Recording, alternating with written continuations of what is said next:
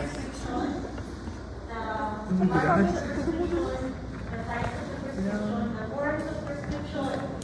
Okay? And then enter in one particular emergency line of prescription, which is the prescription. Sabi natin, in other countries, nabasa nyo na rin, in other countries, e-prescription is already being used even before pandemic or years before pandemic. And it is found to be a successful way of preventing medication error. So you have here the usual workflow process, and using this workflow process, we could achieve the following advantages. Okay? So, the following are the advantages of using e-prescriptions. Okay? So, before we proceed to medication orders, okay, so again, a review of the parts of the prescription. We have the first one and found on the last part of the prescription, the prescriber's information. Number 2 is patient information. 3 is date. 4, prescription. 5, inscription, which includes the name of the drug, generic or INN and brand, and we have the dosage, strength, and dosage form. 6 is subscription, which is the information for the instruction to the pharmacies. 7, signa, which is the instruction to the patient, and 8 is the refill instruction. Okay? So we are not taking this for the purpose of knowing the parts, not only for the purpose of knowing the parts, but what is more important is these parts are present in order to become valid, in order for a prescription to become valid. Okay? And once it is valid, you can further in the evaluation and the processing of prescription. Okay? So we just mentioned from the previous slide the advantages of e-prescription. So it benefits both the professional, pharmacies, and medical doctors or the prescriber, and at the same time, or what is more important, the benefit on the patient. Okay? The convenience, and then the safety of the patient. Bakit safety? Sabi natin, one feature of an e-prescription is the software that could detect drug-drug or drug interactions. And that can be a best way of preventing medication error or ensuring the patient safety. Okay? So, there is the formal definition of good dispensing practice, but in your own words, how would you describe good dispensing practice based on the previous discussion? Okay? In my own words, good dispensing practice is an accumulation of all things that is being done inside a pharmacy, which includes the correct dosage, the correct dosage, the correct dosage form, and for the right patient, and for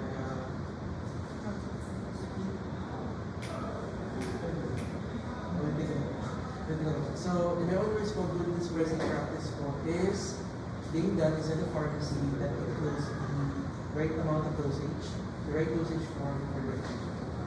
So, this includes pag sinabing dispensing processes involved now. So once you receive the prescription and then coming up with the correct drug, it is correct dosage strength, and it's the correct dosage form given to the correct person. How about you? What's your definition or description of good dispensing practice? Same na yung same good dispensing practice. First, pag nakuha natin yung for example, reseta, wala po natin kung ilang million yung dosage check. Kung ano yung dosage forms, kasama po din yung accounts sa patient kung paano po yung nakasama. So, kung hindi po ba natin pagkain before we give the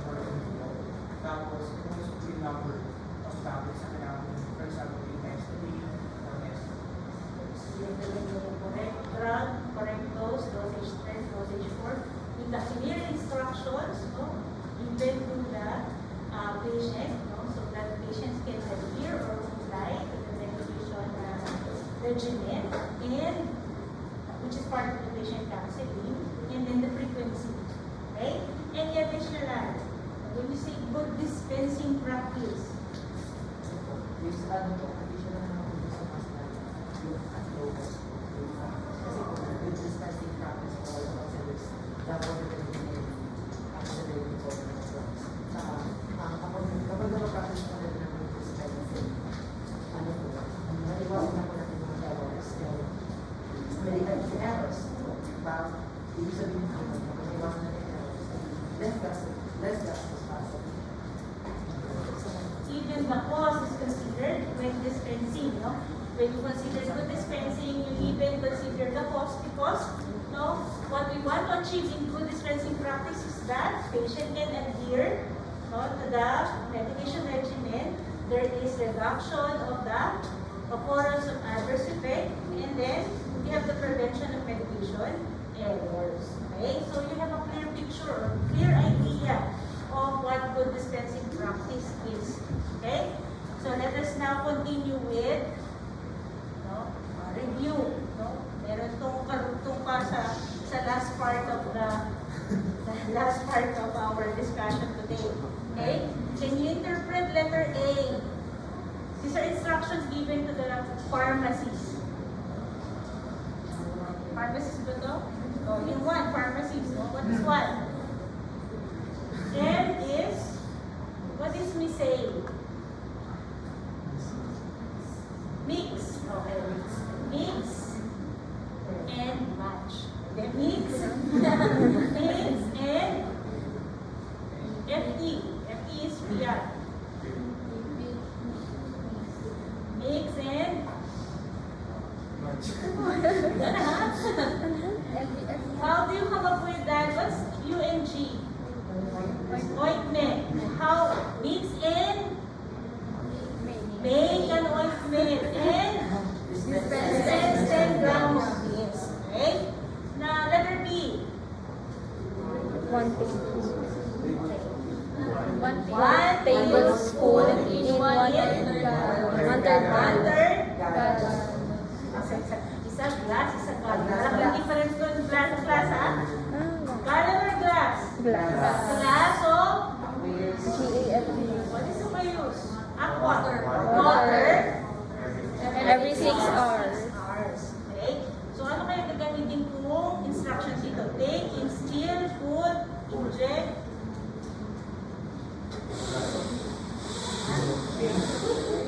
Take. Take 1 tablespoon in 1/3 glass. Okay. Letter C. Apply. On the left eye.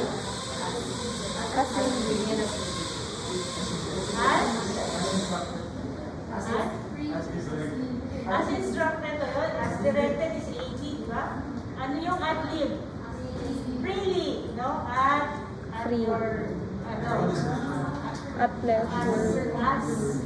at pleasure, no? Ad-lib, freely, okay? So, how about this?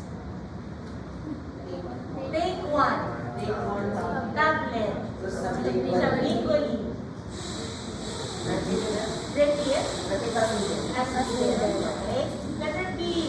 Take one tablet As needed. for SOB is where S is shortness. Shortness of breath. Okay?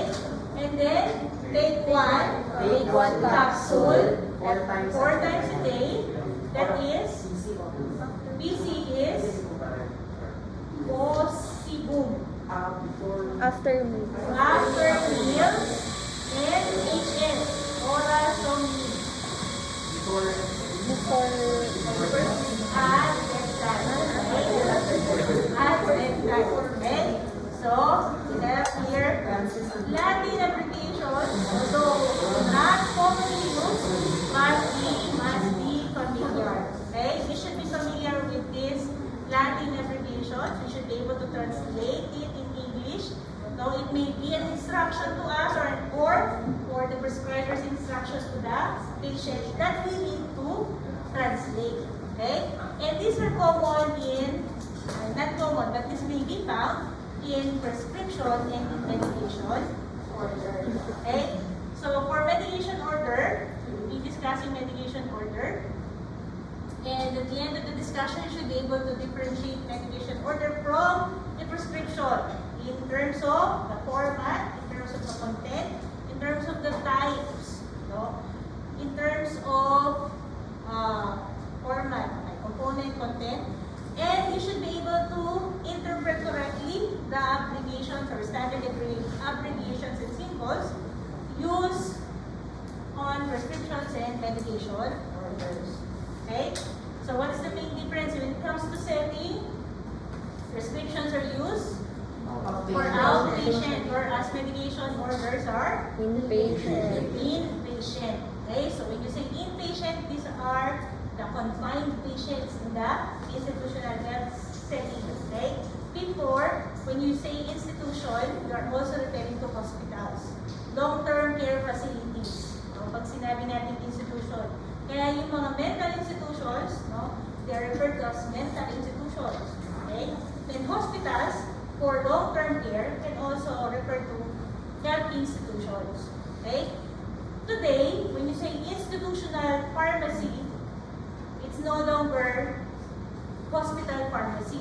But when you say institutional pharmacy, you are referring to the practice of the pharmacy in private organizations, offering, no, dispensing of medications to employees. Ganun na yung ibig sabihin sa atin. Kaya pag tinignan yung website ng Institutional Pharmacists Association of the Philippines, IPAP, ito yung mga nagtatrabaho sa Meralco, PLDT, San Miguel, Nestle, Coca-Cola. No, they have their own medical clinics. They employ doctors who will offer check-up, no, to their employees. And because doctors prescribe medications to the employees, the company also stores and make these medications available to the employees. No? Maybe in a subsidized price, no, or for free as a privilege or benefits of the employee. So yun ngayon, yung institutional pharmacy sa atin. So dati, pag sinabi ng institutional pharmacy, it's the pharmacy in the hospital where we use medication orders. Okay? So both prescription and medication orders may be in the following formats. Okay? Handwritten, typewritten, verbal orders. Then what we have to remember, if this is a verbal order, it should be written, no? Should be transcribed, written in pen, no? In black and white, and then maybe as early as or as soon as possible, signed by the prescriber. Okay?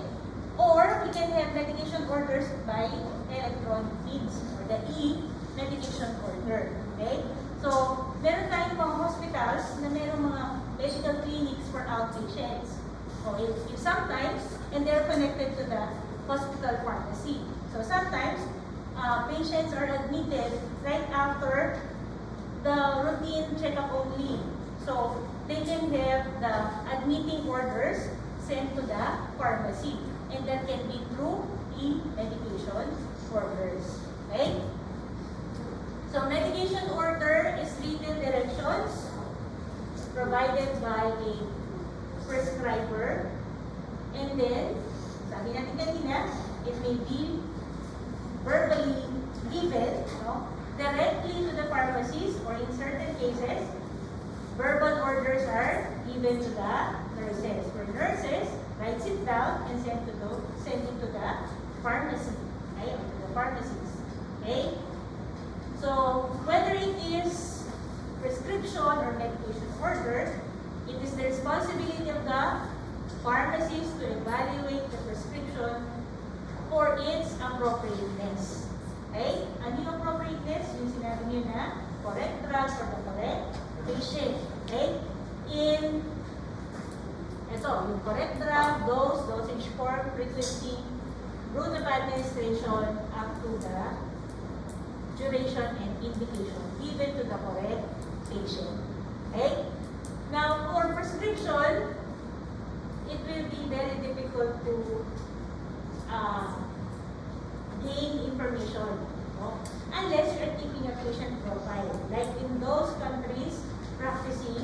the patient profiling in community pharmacy. Okay? The only information about the patient that you will get is the information that you have in the prescription. Diba? So, yung mga age, address, pangalan, yun lang yung nakukuha mo tungkol dun sa pasyente. In inpatient, you can always refer to the history or ano tawag natin dun sa the patient chart. The patient chart contains the medical information, history included, on both conditions and drugs taken, and then other notes, like for example, the laboratory test already ordered for the patient, the results, the nurse's notes in terms of the observation of the condition of the patient. Okay? So, this medication order is evaluated together with the available information about the patient in the patient's medical records or profile. Okay? So, you can determine now whether there is therapeutic duplication. Okay? Was there a similar drug prescribed already, given before, and another drug that has the same? Pag sinabi natin therapeutic duplication, it has the same effect, therapeutic effect, same indication. Okay? So, are there drugs that are given or duplicated, or duplicate of another previously ordered drug for the patient? Okay? Can you give examples of two drugs with the same indication? Indication is the use or the therapeutic effect. Okay? Give me two drugs with the same effect.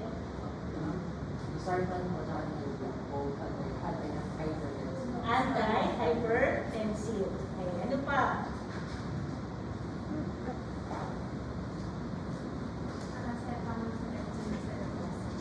Paracetamol and celecoxib. Okay, they are both used as analgesic. Okay? Biofluid Neosir. No, they are not only of same therapeutic indication, but even the content of biofluid and Neosir are the same. No, you have paracetamol, carbamazepine, and phenylephrine. Okay? So, parehas lang sila. Parehas din nila yung Neosir, Decogen, biofluid. Parehas lang. Okay? So, malalaman mo kasi, dun sa medical record ng pasyente, kasama sa tinatanong kung ano yung mga previously drugs or medications used, currently taken medications.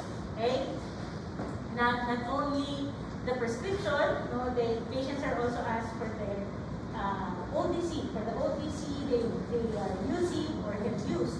Okay? So you can identify therapeutic duplication. Okay? One common example, how did NSAID become a therapeutic duplicate of paracetamol? Okay, they are both analgesic. Okay? Same indication, NSAIDs and paracetamol. Okay? Now, in inpatient, medication order can be evaluated for drug allergies. Okay? Drug allergies cannot be found in outpatient unless, again, you are keeping patient profile. Pero, sa community pharmacy, how do you know or how would you know any allergies of the patient? Tatanungin mo. Tatanungin mo, during patient counseling, dun ka pa makakapagtanong para alam mo kung ibibigay mo nga o hindi. One important question during patient counseling is if the patient has any allergy, okay, or known allergy to a drug. Okay? Pero sa inpatient, makikita mo kagad yung mga allergies ng pasyente. And that is very useful when you evaluate the usefulness or appropriateness of the drug to the patient. Okay? Medication orders are evaluated together with the patient's information on the drug-disease state interaction. Drug-disease state interaction. How? Paano malalaman kung may interaction yung gamot sa disease condition, sa disease or the medical condition of the patient? Kasi, saan part nung patient profile makikita yun? Anong part?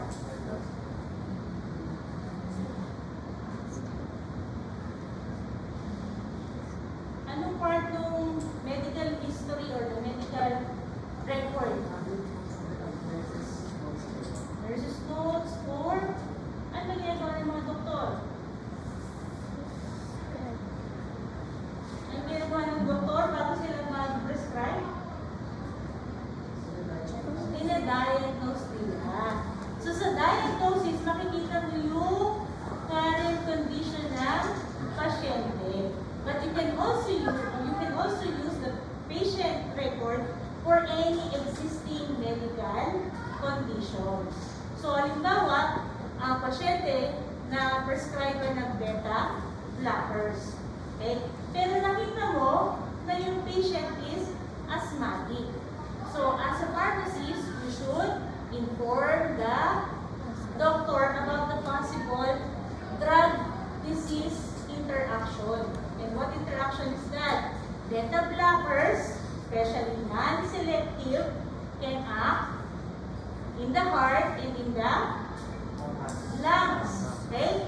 So, yung mga beta receptors can cause vasodilation of the airway or the pathway, no, in the lungs. But if you administer beta blockers, you block it. So what will happen? It will cause vasoconstriction and it will cause difficulty in breathing. Okay? So, problema para sa mga asthmatics. So, palitan po natin yung anti-hypertensive niya ng ganitong gamot o kaya ng beta-1 selective drug para hindi affected yung paghinga ng pasyente. Okay? So, you have your disease state interaction in drug disease. Another is the drug-drug interaction. Since you have the complete list of the medications ordered for the patient, you can identify drug-drug interactions. Okay? Ba't nagkakaroon ng drug-drug interactions? Because one drug can increase or decrease metabolism of another drug. Okay? So what is the main organ for metabolism? In general, metabolism is the liver. Okay? And what makes it the main organ for metabolism? It's the presence of in chemical reaction. What speeds up reaction? What catalysts? What are examples of catalysts? Enzymes. Okay? So, because there is the abundance of the enzyme system in the liver, okay, it can cause metabolism.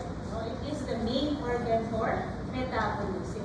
And drugs can act as inducer, or you have your inducer or enhancer of inducer, or the other one is eliminates or prevents metabolism of another drug. Acting on the the enzyme system is known as cytochrome P450, CD450. And you will find out a lot about that when you do your biochem experiment. Okay? So, when's your biochem? Second semester.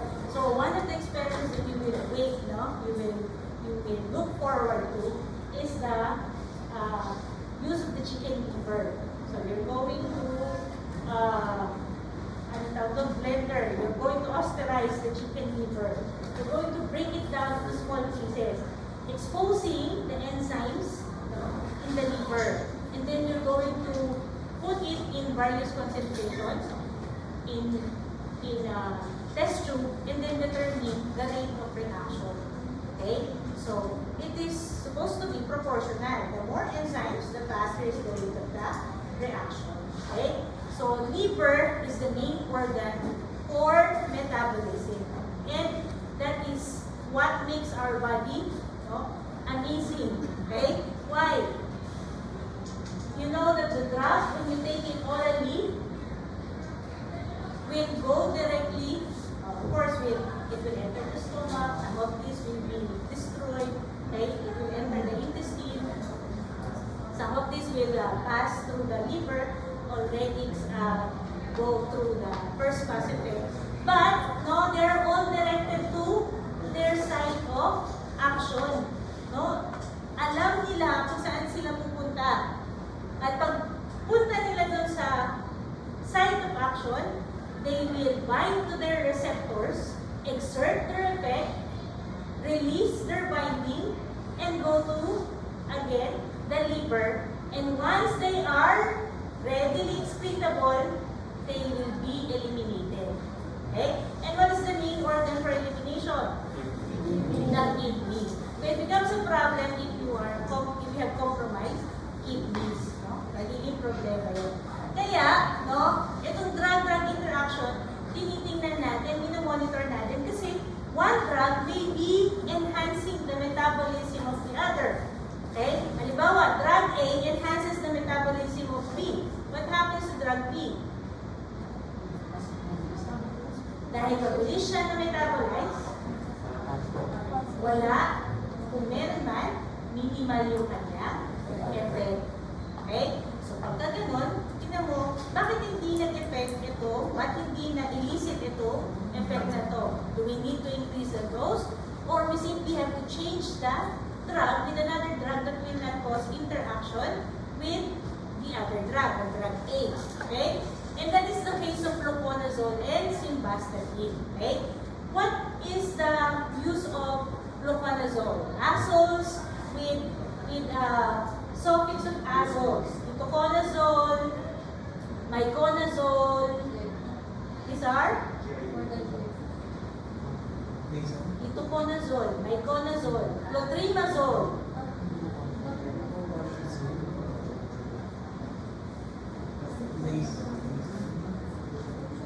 Okay, what is use? Use. Antifungal. Okay? So, fluconazole is an antifungal agent. Okay? When it is used together with simvastatin, fluconazole increases metabolism of simvastatin, reducing the effect of simvastatin. Okay? Drug-drug interaction. Okay? When you say therapeutic index, ano yung sabihin ng therapeutic index? Yung ano po, yung therapeutic index po, yung window po na nag-determine ng toxicity under toxicity and over toxicity. Okay? So that is the window of safety of the drug. Okay? The higher the value, the safer is the drug. Okay? The lower the value, the more toxic. No? The narrower is the toxicity of the drug.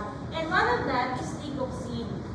So if a drug is said to have low or narrow therapeutic index, there is the risk, high risk for drug-drug interaction. Because a slight change in the dose can already lead to serious medical condition, medical problems. And digoxin is one of that. So you mix it or you happen to combine it with a drug that enhances or reduces the metabolism. Okay? What will happen to digoxin? It will nire-reduce niya yung metabolism ng digoxin. What will happen to digoxin? Increase or decrease? Increase level or decrease? Increase the dose of the digoxin. So, konting-konting increase lang, it will already be causing the toxic effect. Okay? So, drug-drug interaction. Also, in medication order, because you're using the patient's records, there are laboratory data, results of laboratory tests that can be used for evaluating the effectiveness, the toxicity of the drug. Okay? For example, the patient is prescribed with levothyroxine. Any idea what levothyroxine is used for? For thyroid. Okay? So for thyroid. And levothyroxine is a hormone. Okay? Kasi, halimbawa, hypothyroidism, kulang ka. So, kailangan ng levothyroxine. And hormones are administered by titration. No? Hindi siya in constant dose. You start with the smaller dose, gradually increasing the dose.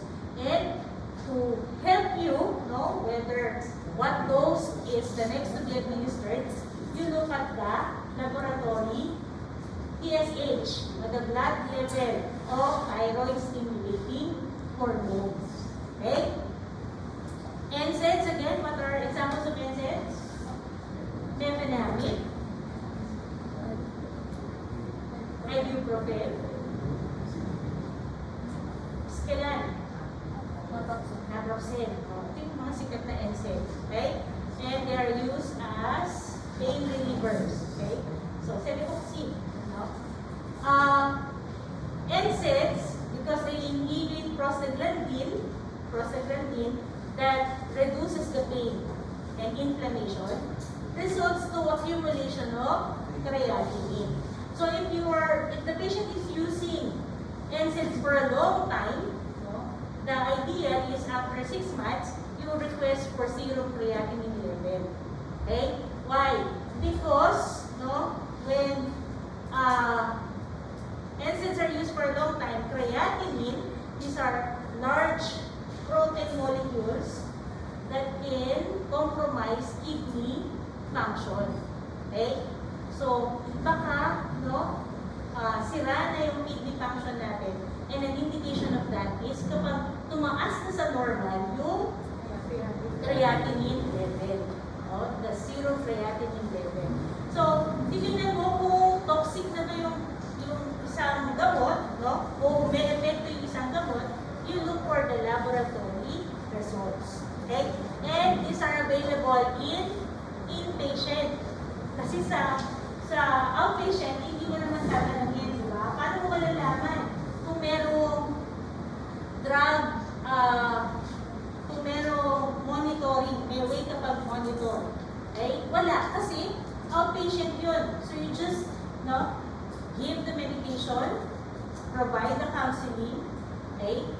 Hindi mo naman malalaman kung unless, nakita mo, itong gamot po na ito, kailangan nito ng laboratory test nito. Bumalik po kayo after 6 months kito, although nakaprescribe siya ng for as maintenance. Kaya halimbawa yung mga statins, o kaya yung mga diuretics. So, mga diuretics na nagkukos ng depletion ng potassium.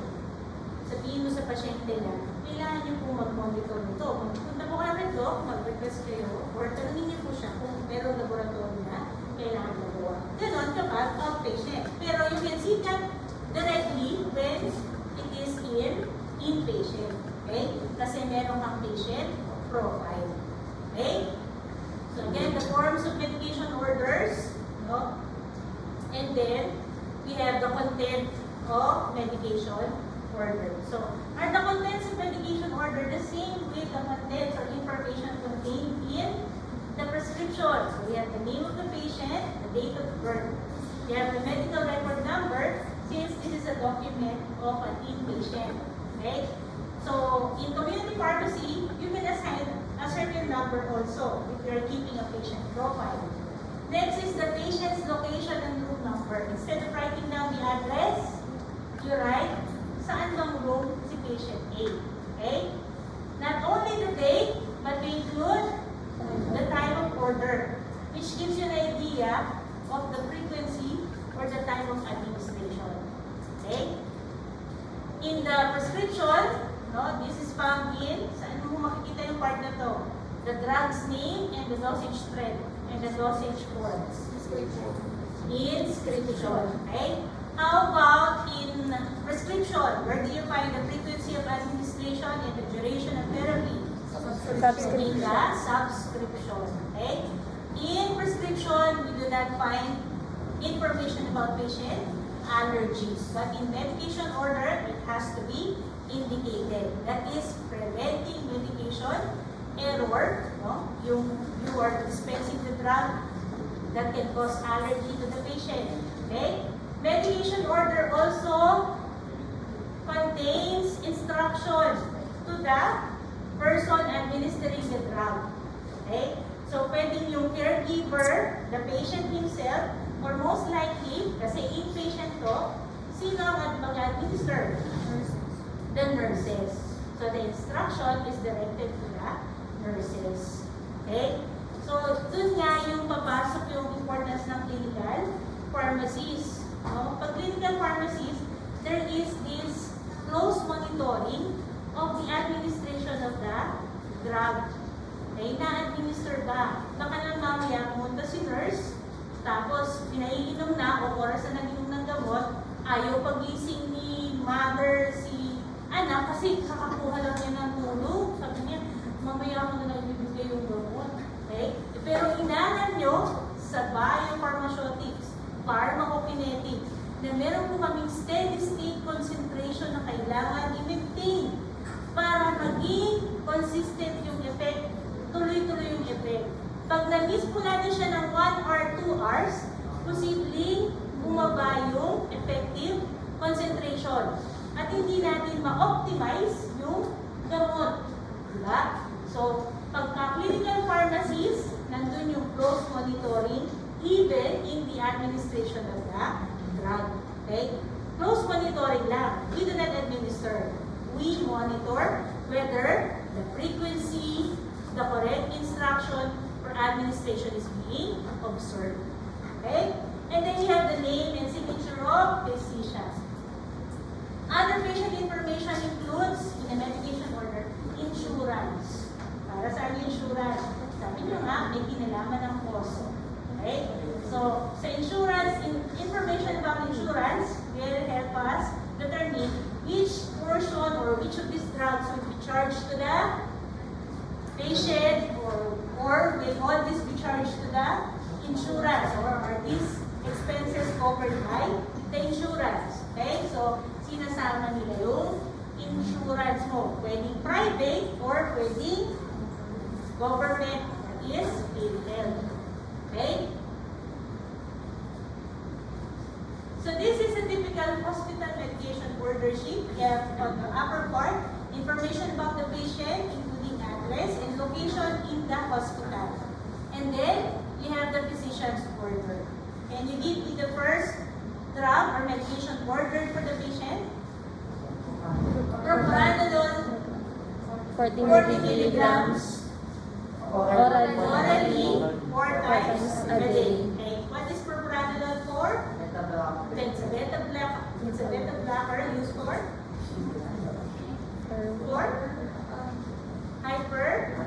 hypertension. Okay. Next, furosemide 20 milligrams orally every morning. Okay. What is furosemide for? It's a diuretic. Okay. What is the use of diuretic? Pampainit, no? Kailan binibigay yun? Kapag namamanas, no? There is water retention or edema, okay? Or pambababa ng blood pressure. Remember, no? High blood volume increases pressure. Increases blood pressure, no? So, o yung workload dun sa puso natin. Kaya, no, kailangan natin ng diuretic. Okay? Paano ginagawa ng diuretic yan? Anong electrolyte ang nag-absorb ng water? Sodium. Okay? So, kapag ang katawan natin, nire-retain niya yung sodium, nare-retain din yung water. Okay? So, ang gagawin ni furosemide, tatangayin niya, palalabasin yung sodium.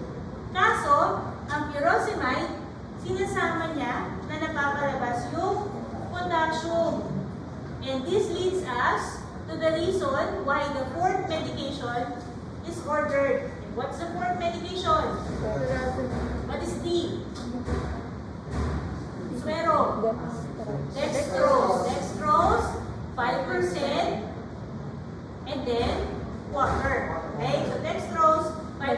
water.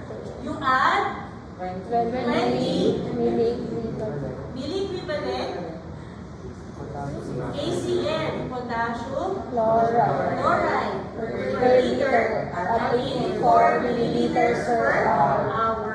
Okay, so that is the reason why we have potassium chloride. Because you have here, furosemide. Okay? And what's the third? Lorazepam. Lorazepam. Can you give me name of drugs that has the same suffix? Diazepam. Lorazepam.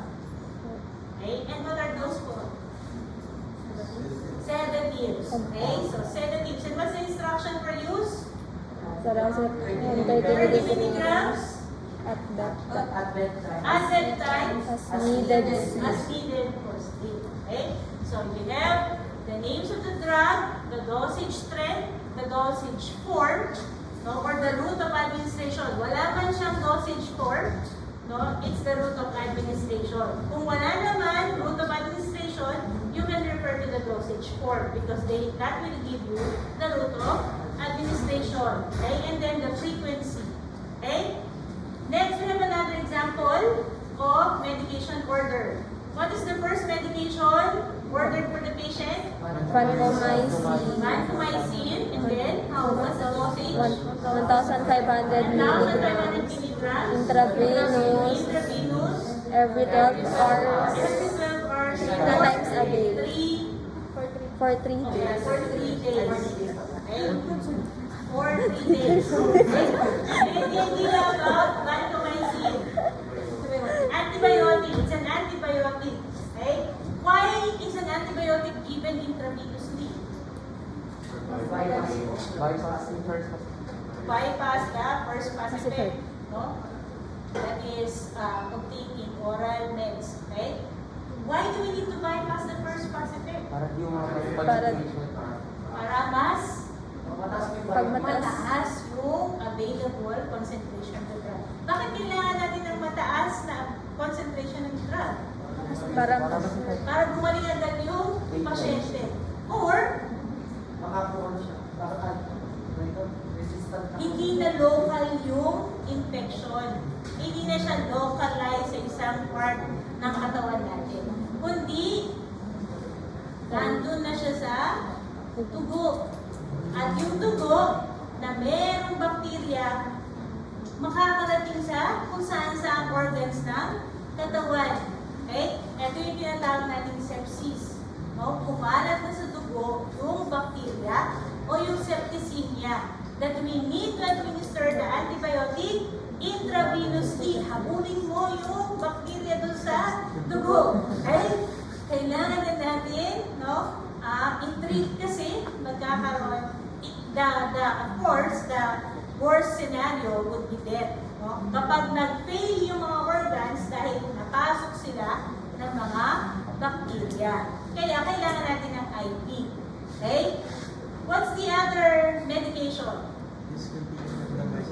Clindamycin. 600 milligrams intravenous every 6 hours. But what does DC at the start? Discontinue. Bakit pinapadiscontinue kaya yung Clinda? Kasi merong resistance siguro dun sa Clinda. So gumamit na sila ng mas malakas. You have your MRSA kasi, meron na tinatawag na methicillin-resistant Staphylococcus aureus. It causes an infection, but it is resistant to numerous antibiotics, and only vancomycin can cause the death. Actually, it's not cidal, it's static only. Vancomycin mechanism is to prevent the growth of microorganisms. At least, you're preventing the spread of the microorganism. What is the third? Potassium Potassium chloride, chloride. 20 20 milliequivalent milliequivalent in 1 liter. 0.9%. Normal saline intravenous at 100 ml per hour In 1 liter. 1 liter naman. Okay? In 1 liter.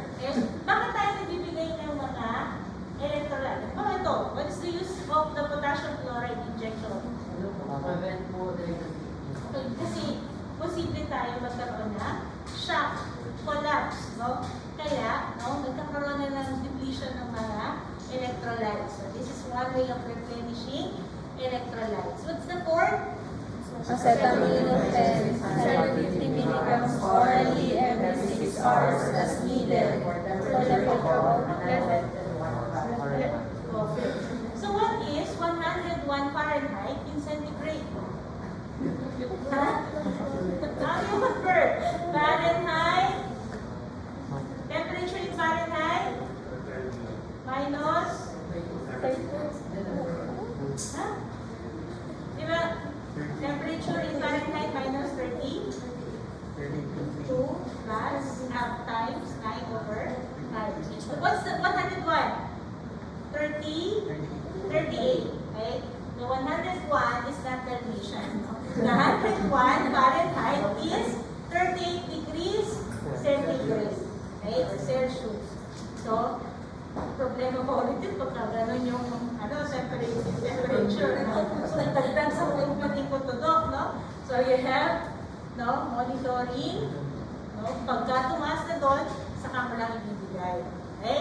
So, let us relate that medication order with the types of orders. Okay? The first type is called stat order. Stat. So, pag yung stat, it is to be administered immediately. No? Kaya, nung nag-i-intern ako sa hospital, papasok pa lang sila ng pharmacy, nandiyan yung counter ng pharmacy. Pagbukas sila ng pintuan, nagsisigaw na yan, stat!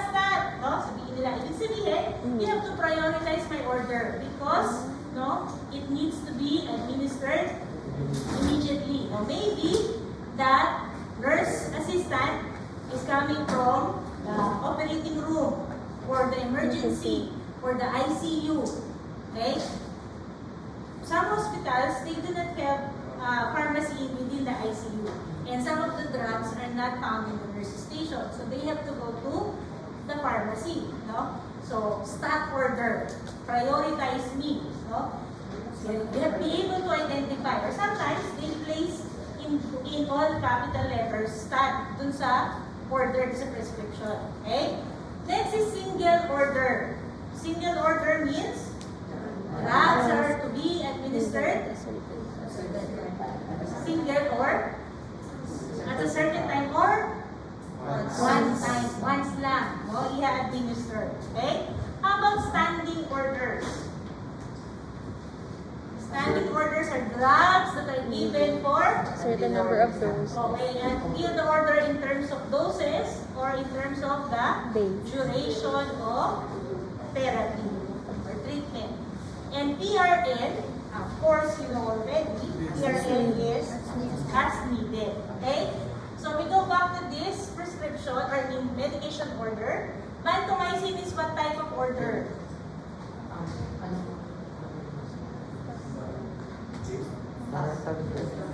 Standing, single, or PRN?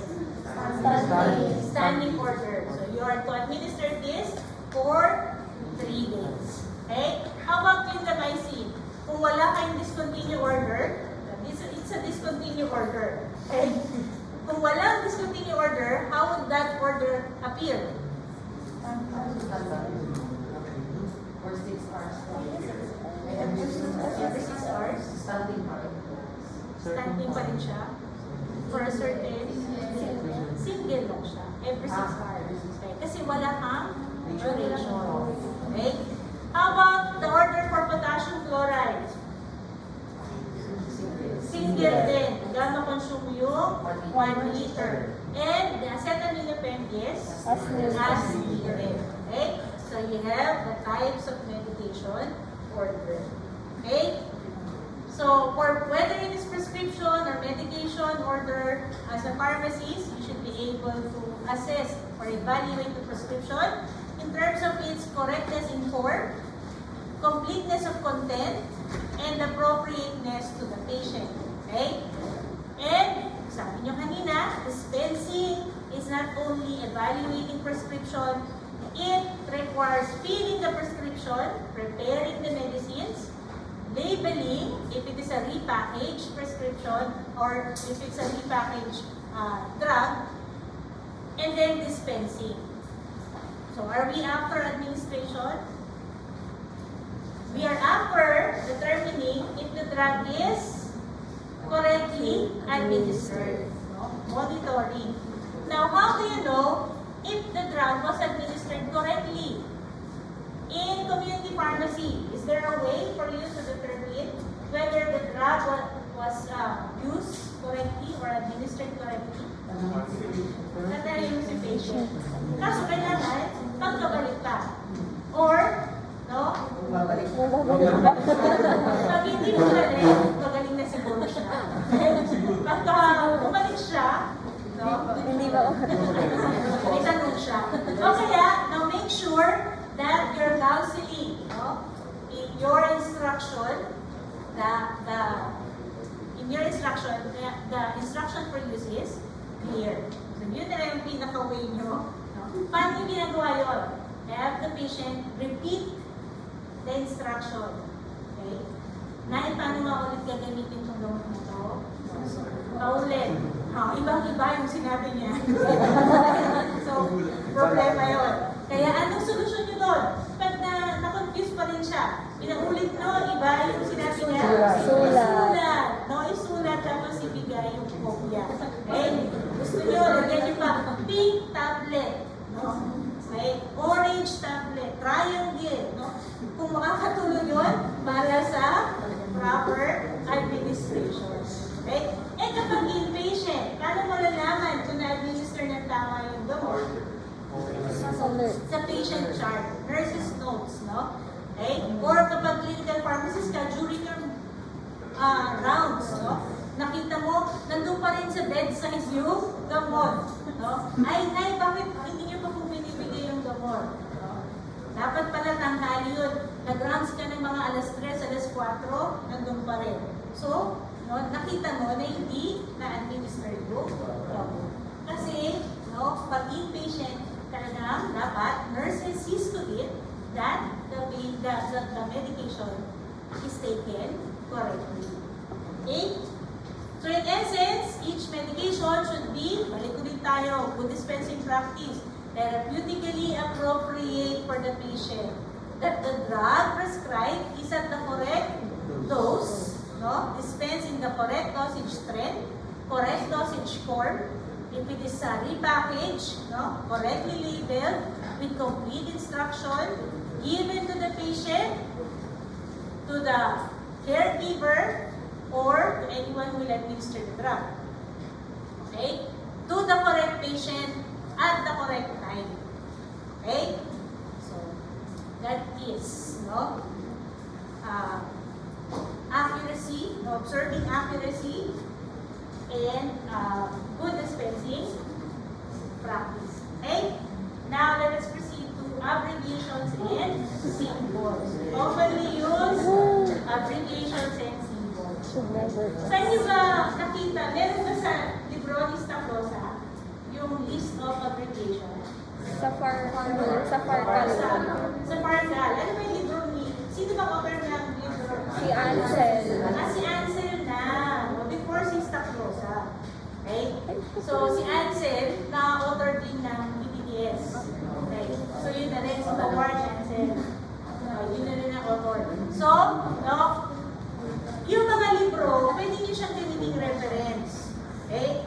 For you to be sure about abbreviations. Okay? Never guess the meaning of an indistinct word or unrecognized abbreviations.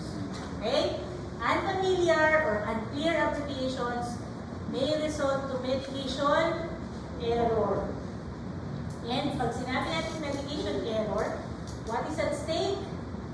The lives of the patient. Okay? In the hospital, the list of approved abbreviations may come from the Pharmacy and Therapeutics Committee. It's a committee consisting of doctors, nurses, pharmacists. Okay? So they can give you a list of abbreviations. If you are new at that workplace, look for it. Tanong nyo, meron ba tayong standard abbreviation? Kasi baka mamaya, no, naka-receive ka na ng mga medication order, nawilindang ka kasi may mga abbreviations doon na hindi mo alam. Yung pala, yan naman pala na naka-issue guideline regarding that. How about in community pharmacy? Wala po. Wala po. Ano kung magiging basilan mo? Tanong ang Google. Guys, help me. What do you mean by this? A screenshot. Okay? Ano po? If uncertain po, yes, because You can ask the prescriber directly, or you can always use references. You cannot have abbreviations in those. Yung ano talaga, list ng abbreviations. You can use, diba in your pharmacy informatics, you have your primary or yung primary sources, no? Yung mga books. Okay? So you can be sure, no, of those abbreviations. Okay, abbreviations are found in the inscription, mostly in the transcription and in signal. Okay, I mean in the subscription and in the signal. Okay, so pharmacists must know how to translate, must be able to determine the abbreviations used. Okay, doctors may use the following abbreviations for the drugs. Doc, bakit ibibigyan ng lead yung pasyente? Okay? TB. Bakit mo nilibigyan? Bakit nilibigyan ng lead? Lason yan, Doc. Lason. Okay? TB stands for Tinobarbital. Okay? Hydrochlorothiazide is HCTC. What is the use of hydrochlorothiazide? Also, diuretic. Okay? How about MPX? Methotrexate. What's the use of methotrexate? Chemotherapeutic agent for oncologic drugs for cancer. But also, methotrexate can be used for severe osteoarthritis, for joint inflammation, and for psoriasis. Okay? Oh, yeah, you're very familiar with ASA. Aspirin. Oh, chemically, acetylsalicylic acid. And what is the former use of aspirin? Okay, what is the current use of aspirin?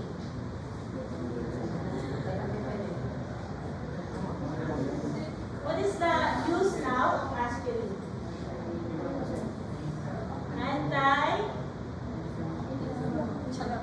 Before, no, bago naging starring si paracetamol, no, ang prototype, pag sinabi mo antipyretic analgesic is aspirin.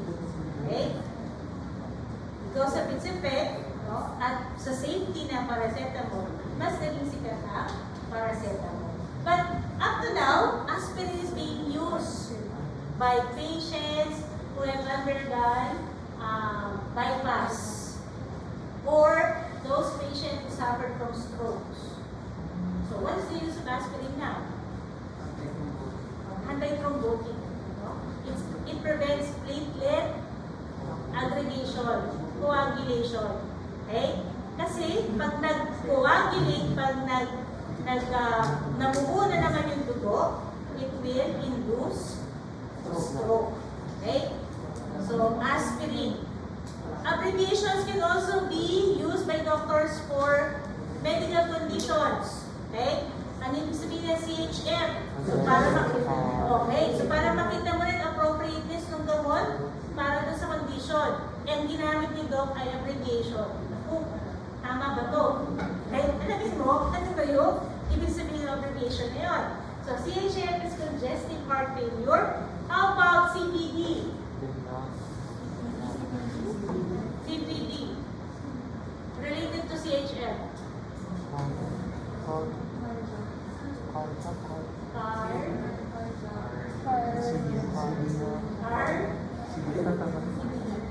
Okay, yung D is disease.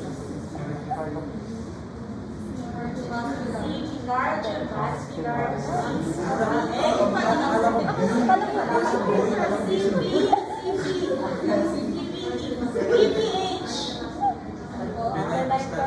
Benign prostatic hypertrophy.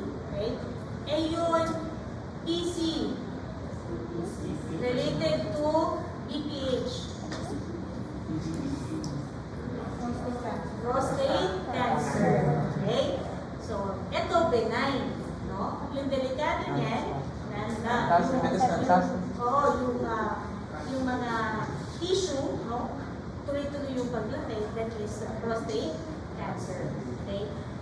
URI, which is very common in wet season, tag-ulan. URI stands for upper respiratory tract infection. Okay? Upper respiratory tract infection.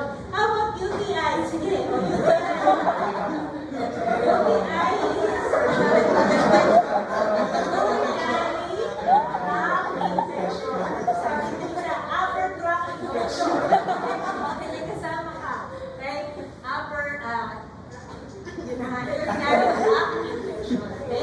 and then you have HBP or high blood pressure or HTN. What's HTN? Hypertension. Okay? So, we also can see abbreviations used for drug administration. Sabi niya, antibiotic is administered every 6 hours. ATC. So, what are your dosage frequency? What is your schedule?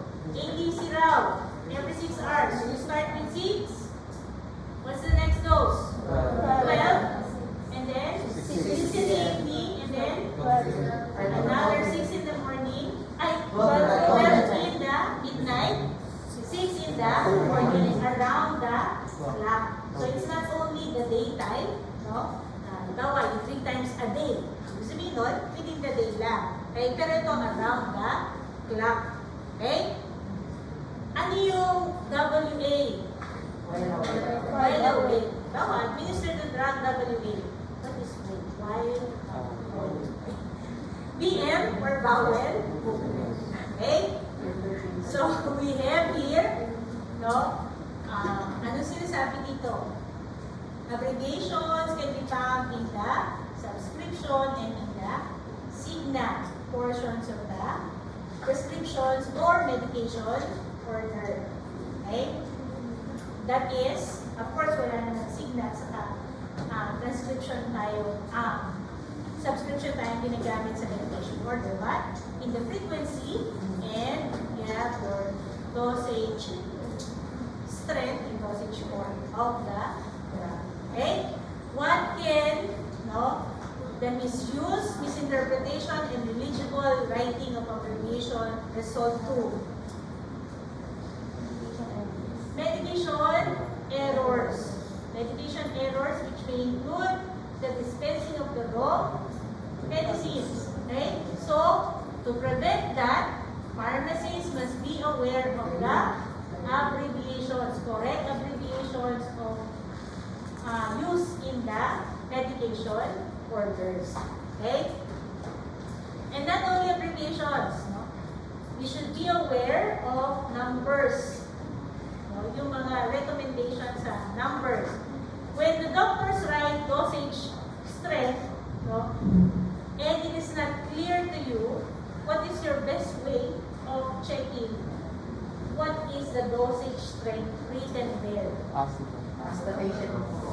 Ask the patient. Ask the doctor. Punta na lang yung patient. Ask the doctor. So, sabihin ni Doc, ikaw naman. Dapat alam mo yan. Ako ba hanggang tatanungin mo? Anong ibang way? Tingnan mo yung brand, tingnan mo yung gamot, so tingnan mo kung ano yung available niya. Dosage strength. Okay? Sabihin mo, kailangan ng furosemide 4 milligrams. Okay? Pero hindi mo maintindihan kung 4 ba yun o 40 milligrams. Paano ka maliliwanagan? Tingnan mo kung ano ba ang dosage strength ng gamot. Ano nga ito? So 40 milligrams.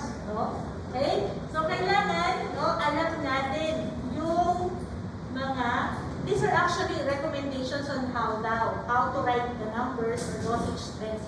But we are not the one writing the prescription. So, it's for us to know how they wrote those numbers. Okay? So whole number must be followed by decimal, then followed by whole number must be whole number as much as possible without decimal. Kasi the decimal can add confusion. It can cause confusion. Okay? So how about using a full numbers but it is in decimal? Decimal daw, you write 0 before, no? Or, para ma-maintain natin yung whole number, you use the next smaller unit. Halimbawa, 0.375 grams. It is best written as 375 milligrams. Okay, so ganun din ang gagawin nyo pag nag-prepare kayo ng label. Baka matakot yung mga pasyente, may epekto pa ba itong mga gamot na to? Puro 0.025 grams. 0. Diba? Ang liliit. So, parang naging, ano na ba siya? No? Significant, no? Gawin yung milligrams. Okay? Doctors are recommended to write the names of the drugs in full name. But they won't do that. Right? And if they don't do that, it's up to you to know the abbreviations of those drug names. Okay? So doctors are recommended to use only the official units of the drug. Pero medyo nagmamadali si Doc. Imbis na G, lagyan niya GS. Ano yung GS, Doc? Grams. Okay? Grams. Okay? So it's for you to know. Okay, next time, or when you rewrite it, you write it correctly. Okay? Nilagay ni Doc IU. IU stands for International Unit, used for certain vitamins, for antibiotics, no? IU. Kaya lang, sa ganda ng sulat ni Doc, yung IU mukha daw, IV. Okay? So, it's for you, no, to decipher whether that is IU or IV. Paano malalaman kung IU or IV? Tingnan mo yung pangalan. What is the format? When you write the name of the drug, what follows after the name of the drug is the dosage strength. And in the dosage strength comes together with the dosage strength comes with the unit. Okay?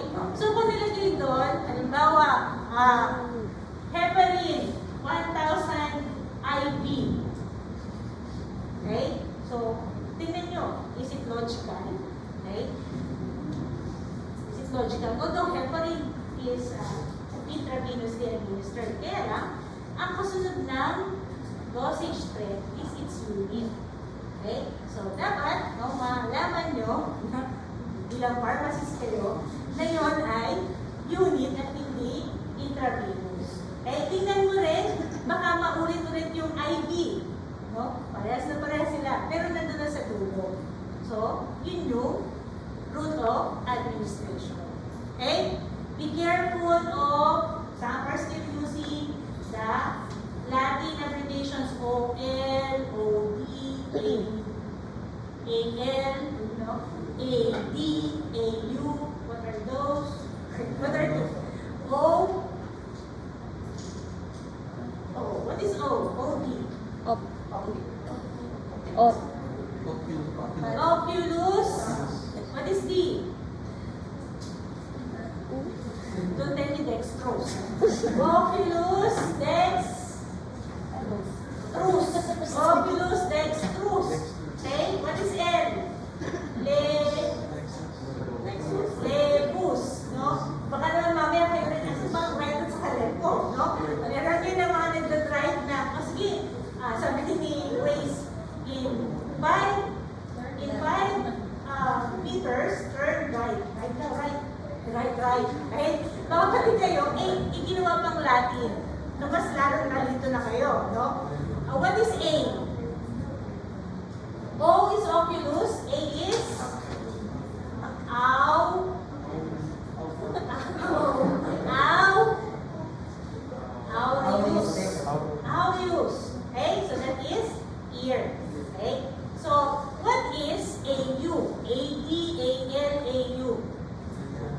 each year yung AU. Each year. Okay? AU. So, pag nakita, ginagamit pa nila Doc yan, pag nagbigay kayo ng instructions sa nurse, in English na. Okay? Sabihin na, pahirapan natin itong nurse na. Okay? Kaya, natin siya magtanong sa atin. Okay? So, kailangan, instructions are very important. Ano yung simula? Sinabi natin sa simula pa lang. Okay? Ang instruction, nakakatulong siya sa medication at adherence. No? The more clear the instruction, the more likely that the patient will adhere or comply. Okay? Spell out every day instead of using QD. Instead of using QD, which may be mistaken for yung mga QOD, QID, no? Instead of using D, which can be mistaken for those, you spell the whole word day. Okay? Emphasize, no? Emphasize. Instructions. Like for example, instead of just writing 1, you can write the number 1. Okay? This will help, no? Instead of writing AM, you can add the word morning. Okay? So instead of writing PC, you give the English translation, which is PC. AC yun. PC is after meals. Okay? O, ito pa, isa daw recommendation sa mga doktor is to write or make use of tall man letters that will distinguish drugs that look alike and sound alike. Okay? Meron tayong natawag na salads. Sound alike and look alike drugs. And in hospital pharmacies, you see them in a form of a chart. No? You will see them na in the hospital pharmacies. Kasi common source of medication error yan. Will the doctor follow this? No. These are the drugs that sound alike, look alike. No? When I prescribe, I will write tall letters. I will use tall letters. Okay? Hindi. Pero it's up to the pharmacist to recognize, no, these sound alike, look alike drugs. Okay? So when you store them in the pharmacy, no, make sure that these drugs are separated from each other. Okay? Kasi baka madali. But there are studies, class, that these drugs are sources of medication. Okay. So we now have the abbreviations and symbols. The list of abbreviations and symbols. Instead of going back to your partial handouts, no, or the book, you just use these tables of abbreviations with their corresponding definition for our quiz next meeting.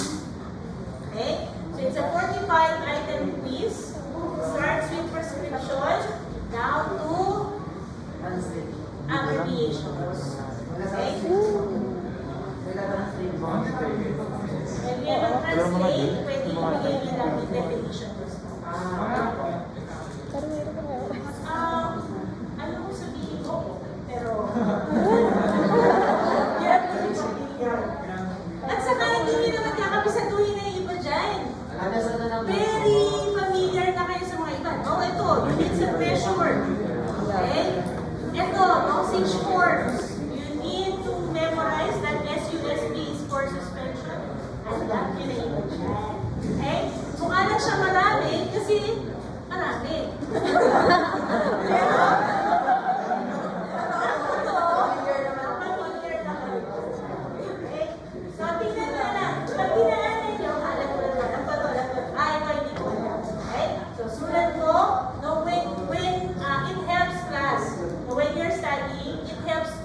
Pero, it helps to take down notes. It increases retention. Kapag meron ka naman kasama sa kwarto, kwentuhan mo yung kasama. No? May kapatid ka na nasa primary, sabihin ko, alam mo ba, ang PRA, that means sabihin ay. Okay? Kasi, yung pagsasalita rin, no, it also increases retention. Okay? Okay, so let us give the interpretation of the following. Number 1, it's still. So make use of instructions. It's still.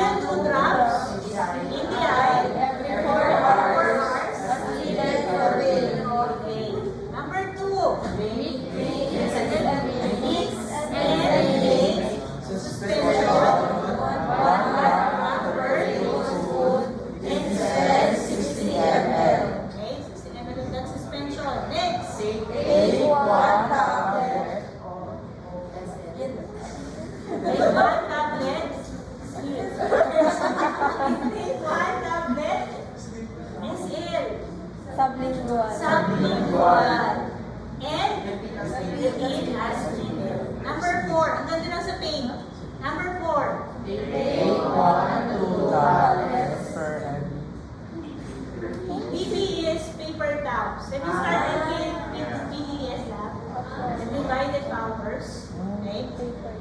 Every 6 hours as needed for praying. Number 5. Take 1 practice as needed. Ay, yes. Number 5 sa baba. Dispense suppository. Rectal suppository.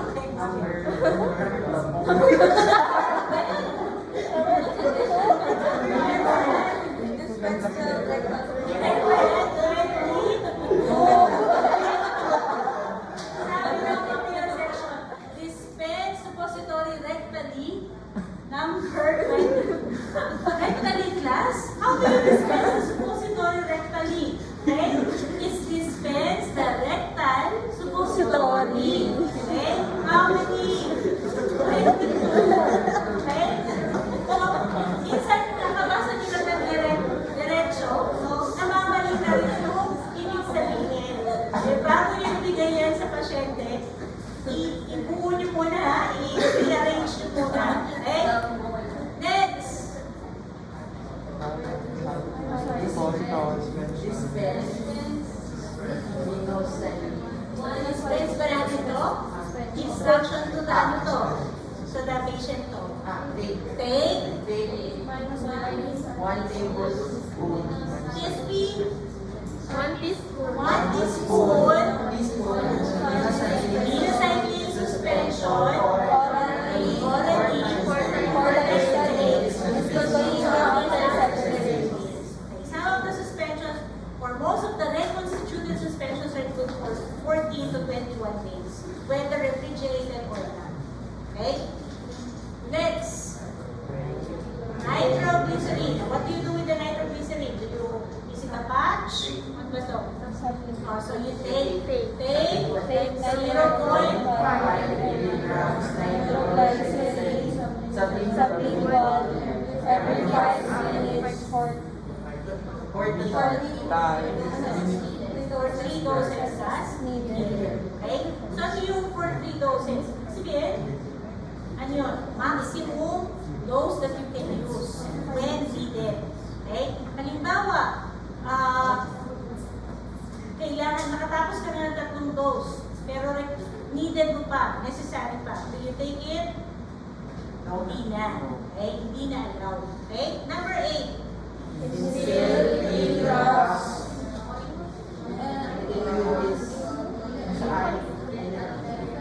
Ano yung AU?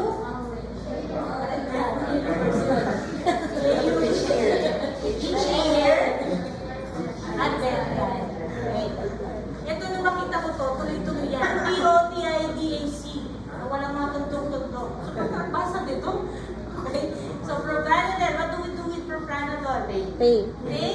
Take 10 milligrams of propranolol hydrochloric Oil 3 times a day before meal and at bedtime.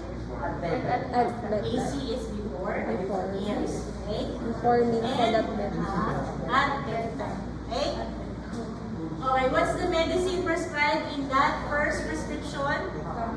Captopril 25 milligram tablet. What is Captogen? Branding. How much is needed? 60. And what's the signa? 1 tablet twice a day. Based on the number prescribed. This is for how long? For the duration of therapy? For 30 days or 1 month. Okay, are there any refill instruction? Hindi uso sa atin yun. Okay? So walang refill instruction. In terms of completeness of the part, is it complete? Yeah. Any missing parts of a prescription? Prescriber's information in terms of name, clinic address, okay? Contact number, okay? Walang pangalan si Doc. Ano pa? Wala siyang refill, hindi kasi uso sa atin. Pauso nyo. Pag kayo na mga pharmacies, ito uso nyo ang refill instruction, no? Para hindi na pupuno ng X at bilog yung mga bilang ng mga gamot dun sa prescription natin. Okay? Pwedeng yung likod po na part, gawin natin pang tantos, no? Kung ilan pa yung mga refills nyo. Okay? Ano ba? Wala na? Okay naman? Okay naman. Sige, bigyan nyo na. Okay, next. Pamaramet. Pamaramet. Amaranet.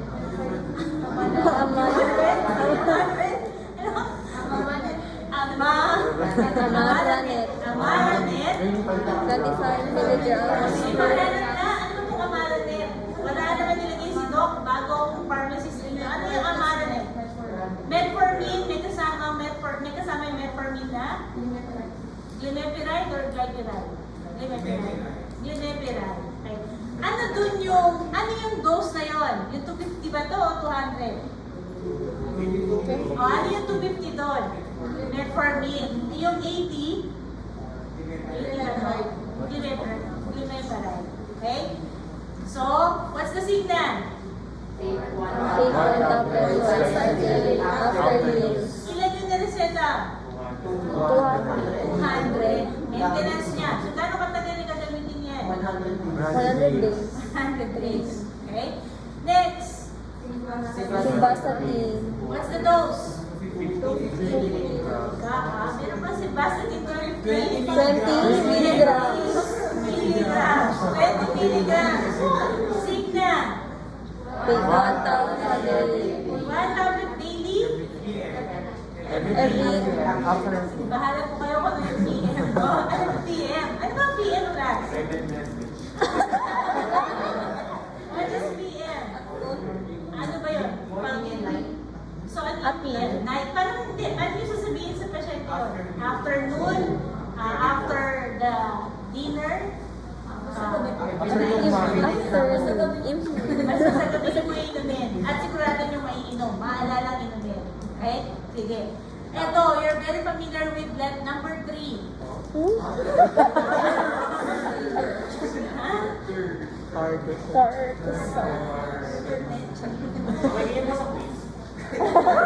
May prescription din na ba tayo? Wala pa. Ano ba yan? Ay, pero very familiar kayo dyan, I'm sure. Hindi alam. Ano bang indication? Wala naman nakalagay na indication. Pero meron siyang diabetes at meron siyang high cholesterol. Kaya base doon sa dalawang gamot. Ilan taon siya? 58 years old class. 58 years old. Ano usually binibigay na 1 capsule daily? Ay, ito namin kasi meron from 1 outlet, 1 tablet. Ano? Ano yan? Kahit yan.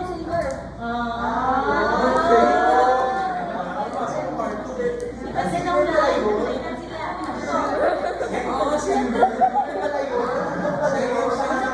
This one class is silver. Anong nakakatulong sa inyo para malaman niyan? Siyempre, kapag marami kayo exposure sa gamot, yung age,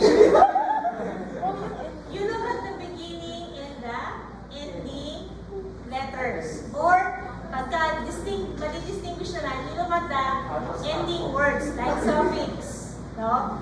Mga suffix. Ang problema, kapag brand na. Okay?